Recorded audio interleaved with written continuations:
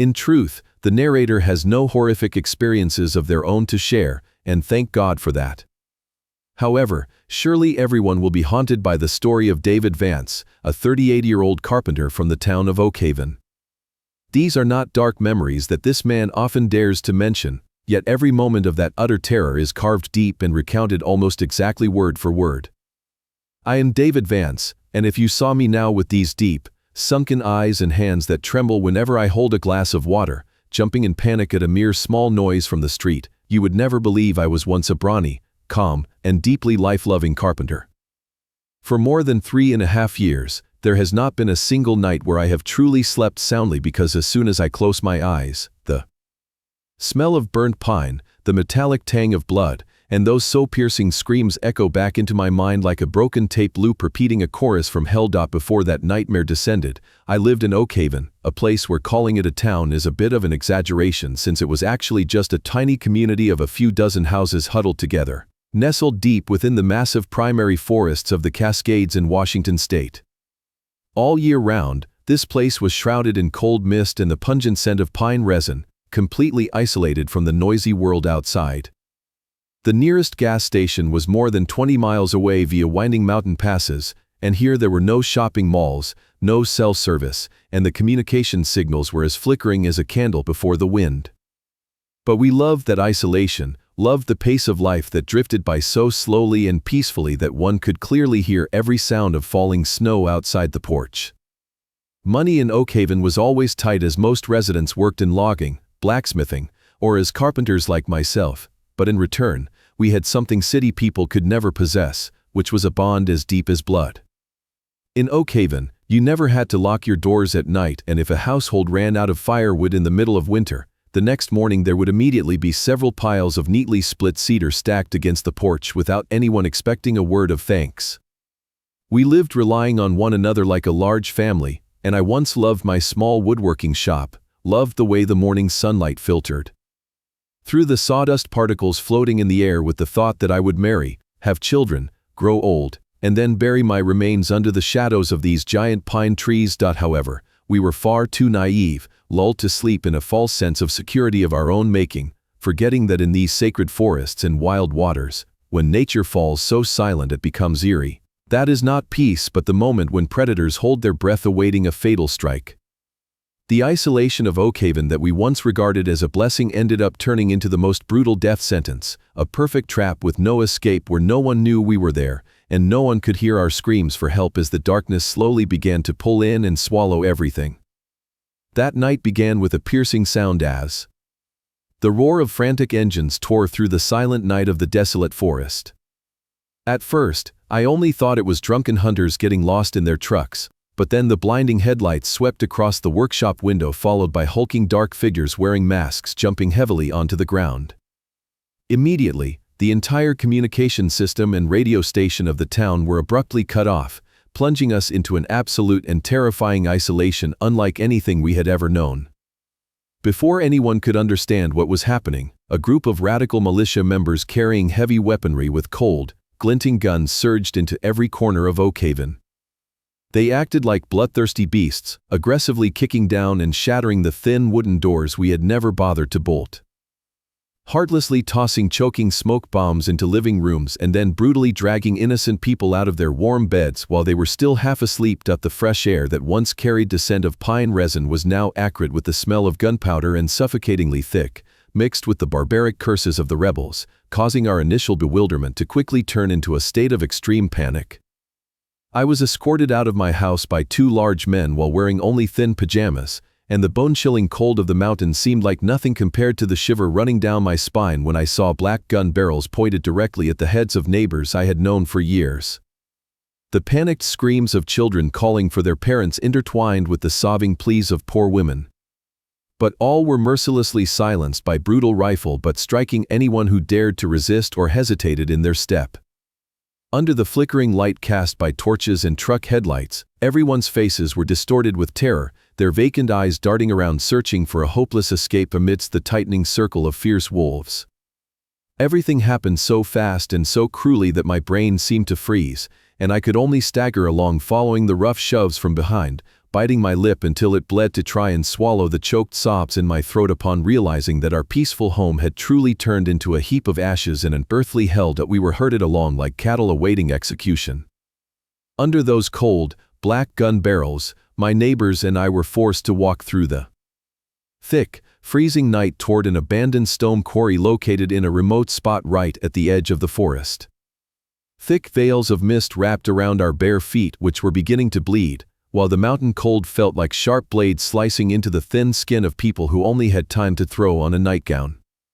The surrounding atmosphere became so suffocating that I could clearly feel every thumping heartbeat shattering in my chest. Surrounding us were the heartbreaking cries of innocent children mixed with the barbaric and cold shouting of these demons in human form. Anyone in the line who dared to slow down or showed resistance, even if it was just a stumbling elderly person or a woman collapsing from exhaustion, was immediately subjected to brutal blows from rifle butts. Delivered without a shred of humanity. The sound of hard objects thudding against flesh along with the muffled groans of despair made the seemingly short walk feel like a century passing in hell. I walked right next to the blacksmith, a brawny man who could once lift an oak log with one hand but now could only hang his head in resignation, his broad shoulders trembling not from the cold wind but from a profound resentment that could not be voiced. Darkness shrouded the crowd as they dragged themselves bit by bit along the jagged, rocky dirt road, and with every heavy step, I wondered if we would ever have the chance to see the radiant sun of tomorrow. The rebels guarding the flanks of our line always held their weapons at the ready, their eyes gleaming with the insane light of those intoxicated by blood.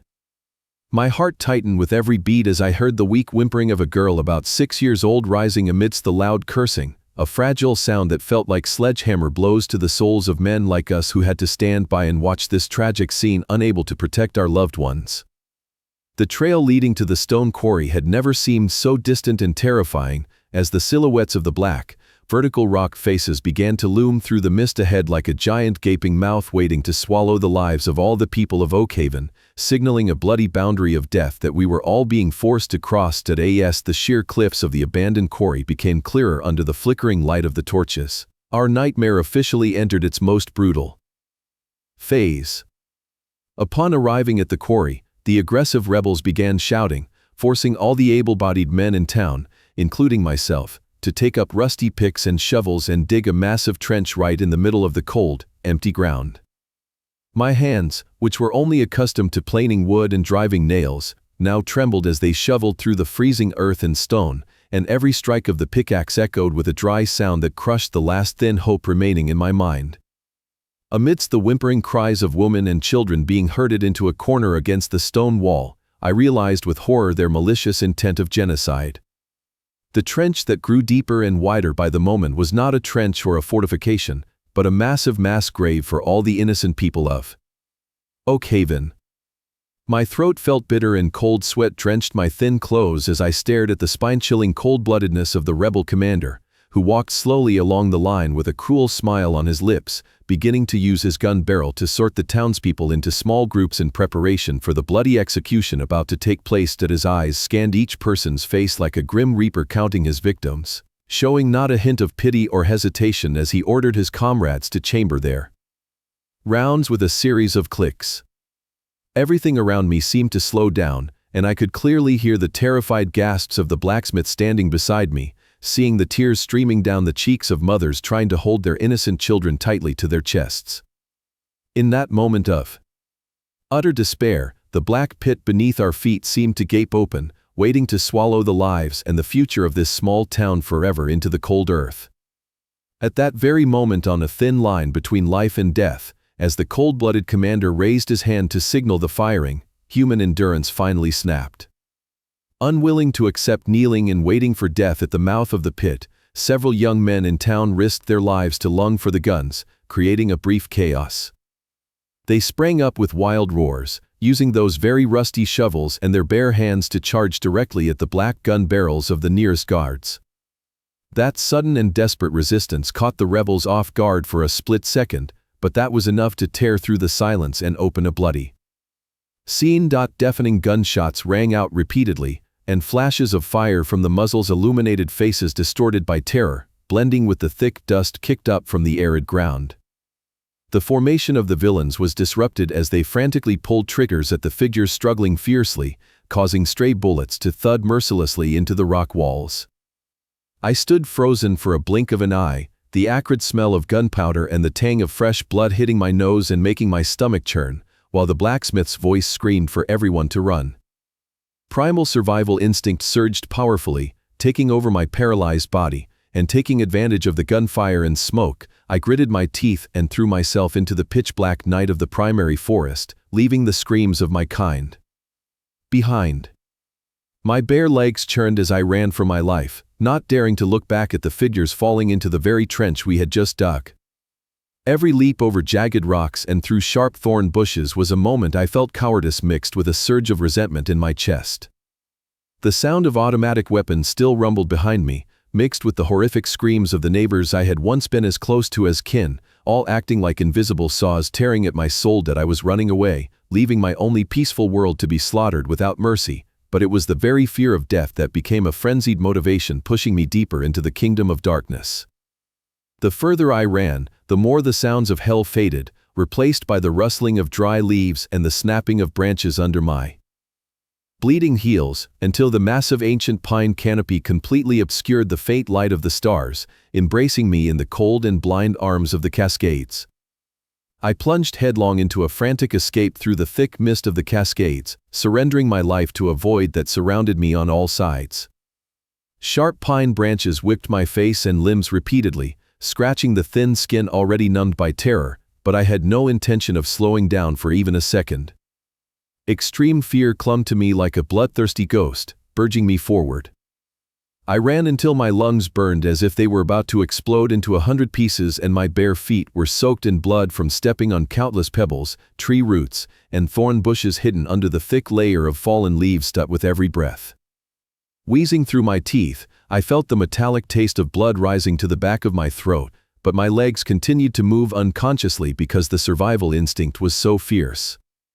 All around me now was only a thick, pitch-black darkness, and a total loss of direction set in, making me feel as though I was spinning in a deadly maze with no exit. There was no bright moonlight, no guiding stars, and the towering cedar and fir trees loomed like giant ghosts waiting to welcome a lost, unfortunate soul.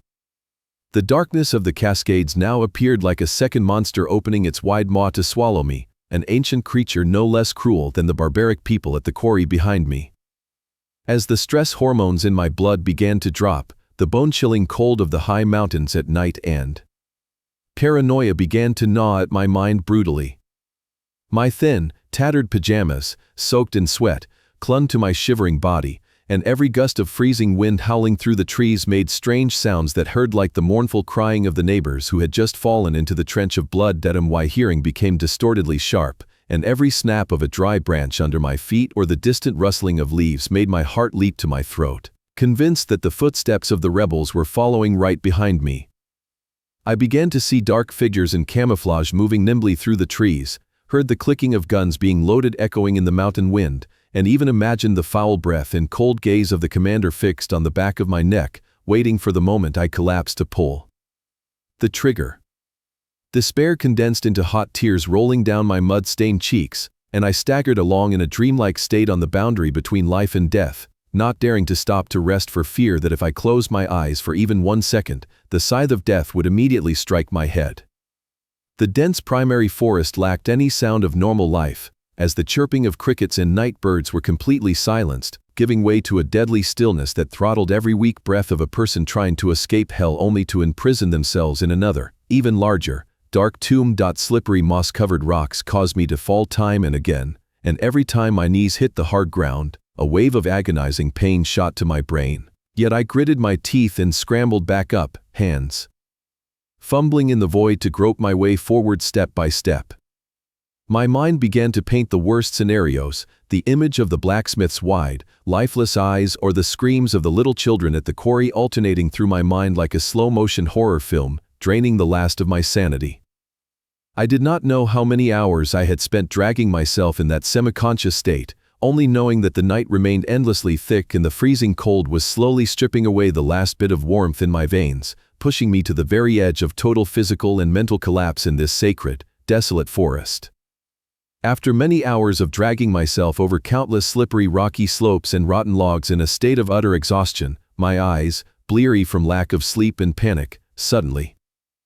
blinked repeatedly as they caught sight of a faint, flickering streak of light in a thick night up from afar. Through the giant fir trees, the dancing fire cast an orange light onto the pine leaves, a dim glow that nevertheless had the power to warm a soul that was slowly freezing to death.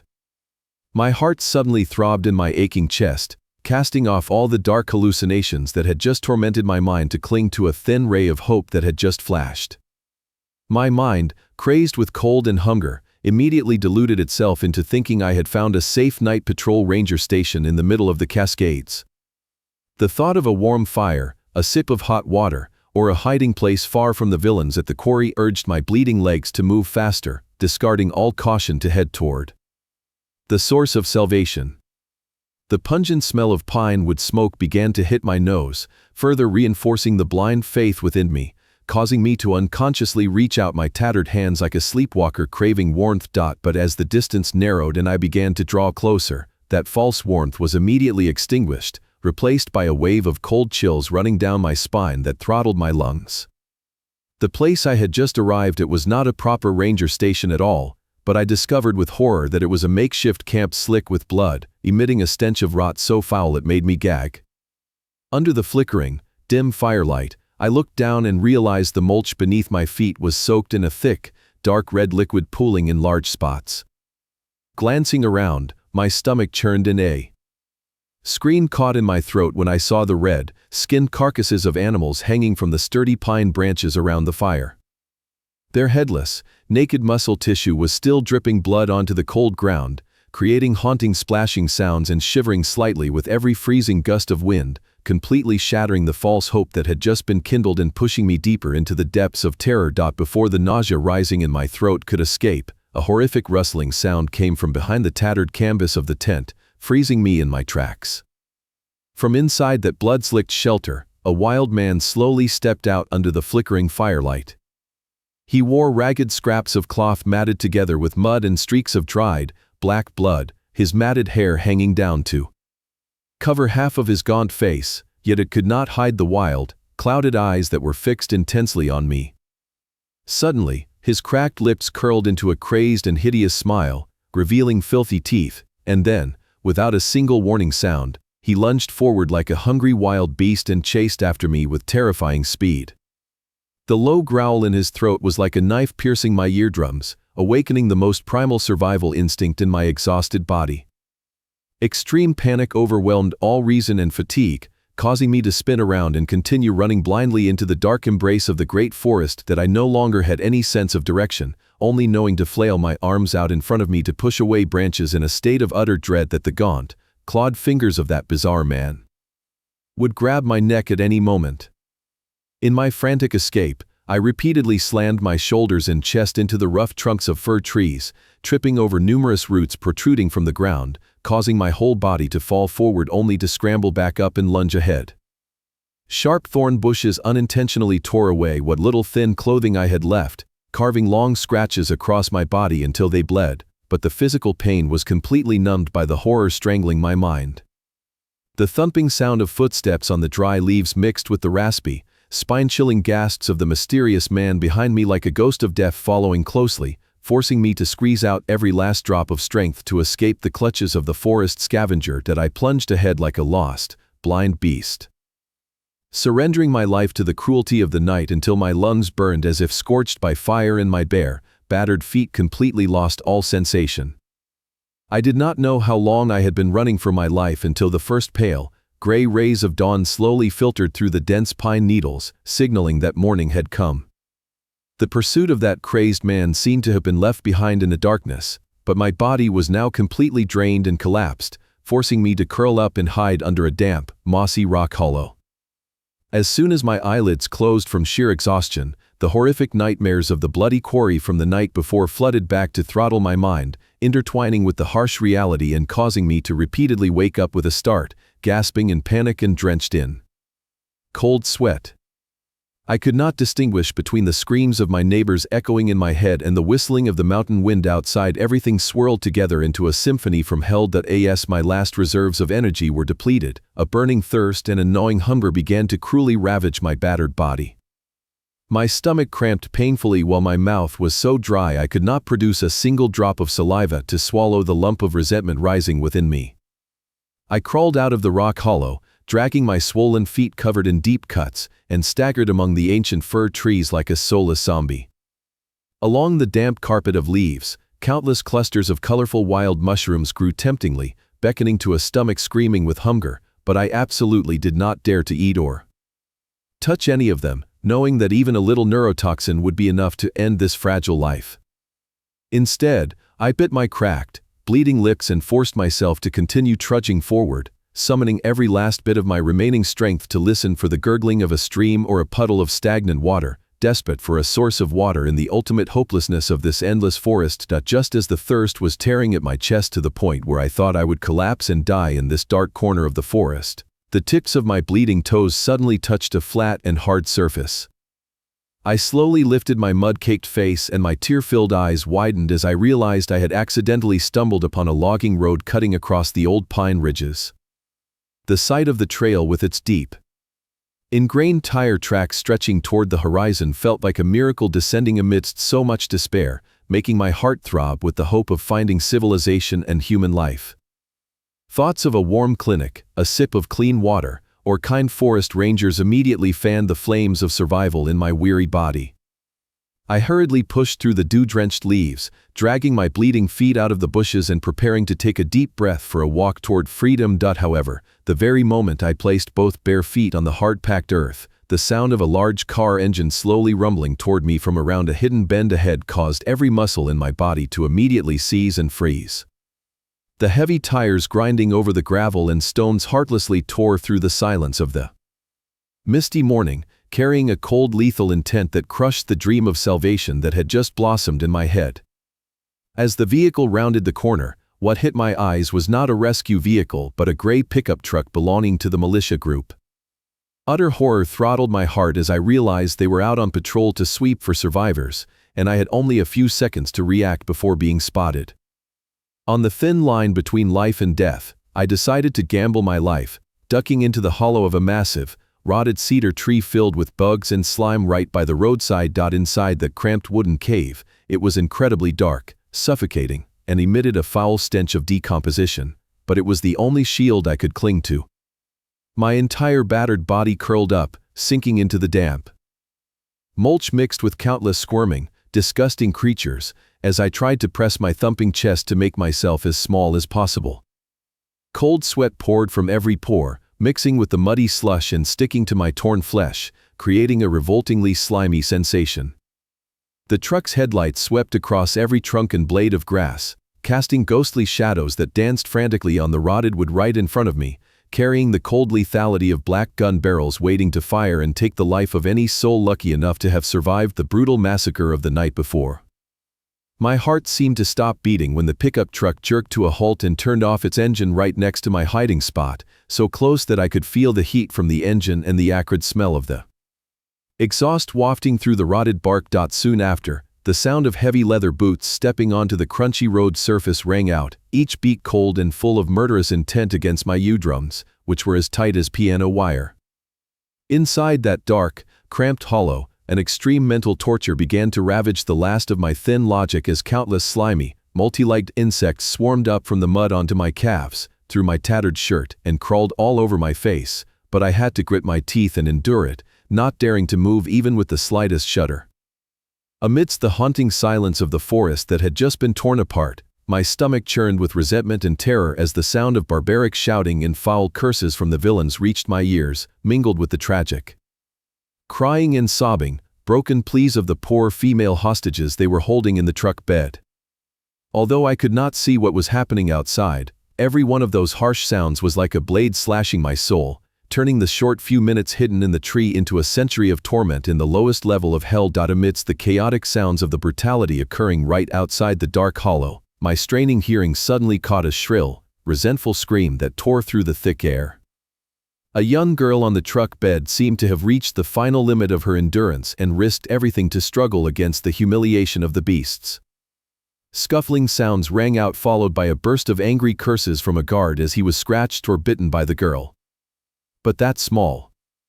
desperate resistance lasted only a few short seconds before a cold, sharp pistol shot rang out right next to my ear, echoing and rumbling throughout the wide stretch of pine forest.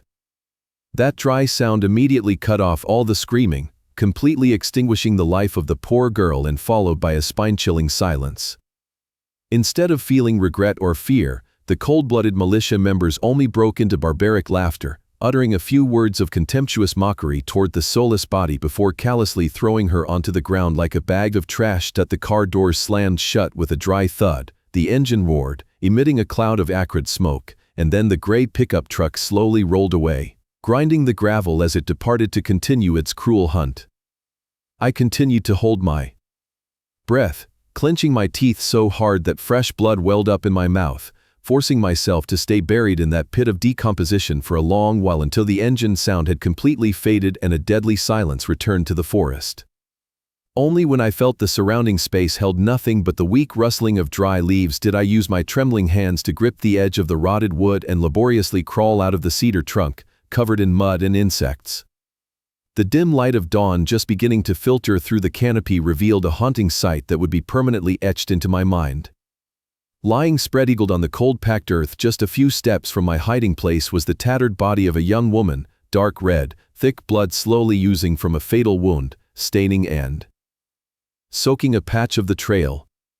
Her eyes were wide open, staring blankly up at the vast, gray sky with a look of terror and resentment that could not be laid to rest, leaving me standing frozen with weak legs and a heart churning in ultimate pain and helplessness before the extreme cruelty of my own kind. At the blank, soulless gaze of the young girl lying in the pool of dark red blood in the middle of the dirt road carved invisible, haunting blades into my soul.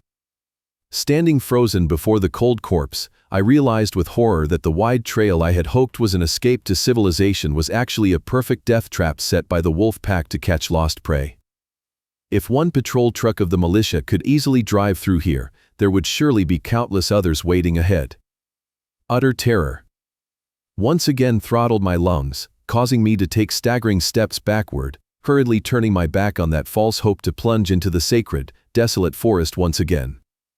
I ran headlong through the dense fir trees that blocked the sunlight, surrendering my life to the eternal darkness that reached out to welcome me. The deep forest immediately swallowed my tattered figure, laying out countless tangled roots covered in slippery moss that caused me to fall forward more times than I could count. As I delved deeper into the thick mist, my physical condition plummeted until it hit the absolute bottom of exhaustion. My shoulders slumped heavily, every vertebra in my back creaked with pain, and my lungs wheezed with each laborious breath for oxygen. Gnawing hunger and severe dehydration ravaged every internal organ, draining the last drops of energy from my veins and pushing my mind into a state of extreme paranoia. My head spun wildly, and the boundary between reality and nightmare was completely erased as I began to experience horrific auditory and visual hallucinations. I imagined dark pools of blood trickling under the dry leaves, turning into slimy hands reaching up to grab my ankles. In the sound of the wind whistling through the mountain passes, I could clearly hear the whimpering cries of the Oakhaven children calling my name from the world of the dead, intertwined with the crazed laughter of the wild man who had followed me from the skinning camp the night before. Rotted tree stumps suddenly took the form of the rebel commander with a gun barrel pointed directly at my forehead, causing me to repeatedly scream in terror, flailing my tattered hands at the void. The scene of neighbors lying scattered at the mouth of the death pit flickered in my eyes, and dark, camouflaged shadows appeared and disappeared behind every giant fir trunk, driving me to frantically collapse into a rock hollow. In the vast, silent space, there was only the sound of my heart beating wildly as if to burst my chest, turning the entire primary forest into a massive tomb slowly closing to bury the last of my thin consciousness into the deepest level of insanity. Just as my heart was completely giving up and preparing to surrender my exhausted body to a slow death, the surrounding hallucinations were suddenly torn apart by a very out-of-place sound. At the moment I thought I would collapse, I heard a strange crackling noise. It was a country song playing from an old radio. Initially, I thought it was another cruel joke played by my crumbling mind, but the rising and falling notes became so clear and real that they were undeniable. The raspy, melodic singing mixed with the crackling of the signal was like a thin rope thrown down a deep abyss, pulling me up from the mire of despair. Survival instinct once again awakened my bleeding legs, urging me to stagger up and grope my way forward. Following the sound, I found a small ranger shack, and outside was a forest ranger slumped against a tree trunk, his abdomen wrapped in blood-soaked bandages. The rustic melody continued to play steadily from the rusty iron box placed on the rotted wooden porch steps, illuminating a tragic scene that froze me in my tracks. The man in the ranger uniform took extremely weak, gasping breaths, his trembling hands clutching his tattered midsection. The pale face and the way the forest guard laboriously looked up at me with dull eyes in this wilderness was a harsh testament that even the protectors of this forest could not escape the cruel hands of the bloodthirsty wolves that had just swept through the town. That I approached the dying man whose chest beat with a weak rhythm and realized with shock that the ranger had been shot and seriously wounded by the militia earlier. The bullet wounds had ravaged his body, causing blood to seep out and soak his uniform, and seemingly knowing he would not make it, he wheezed for me to come closer, then gritted his teeth to share some precious water and a piece of dry ration left in his worn backpack. Each gulp of cool water and bite of food went down my throat like a miracle, tethering my soul away from the mouth of death, but the price was the fading life of a selfless stranger. Amidst the ultimate pain draining his thin life force, with his last breath, the ranger used a trembling, blood-stained finger to point out the coordinates of a safe checkpoint a few miles away. His eyes looked blankly through the ancient pine leaves and then slowly closed, carrying his mission to protect the forest into an eternal sleep. Taking the life-saving food and etching the entrusted gaze of the brave soldier into my mind, I painfully swallowed my tears, laboriously staggered up, and gritted my teeth to depart just as the country music from the old radio flickered out. Leaving the cold body of my benefactor in the wild forest, I carried a new hope kindled with blood, continuing my journey into the vast darkness to complete a fierce race against death. Gathering my last bit of strength after parting with the late ranger, I gritted my teeth and ran toward the designated direction like a wild animal cornered. That thin energy resonated with a fierce survival instinct, helping my bleeding, swollen legs to churn out desperate steps past countless moss-covered old pines. As the dense foliage began to thin and the pale light of the gray sky filtered through more clearly, signaling that the edge of the forest was just ahead, a radiant hope surged and broke through my aching chest. But just as I reached the edge of the woods, sniper shots rang out, bullets thudding into the tree trunks around me and sending sharp wooden splinters flying to gash my face.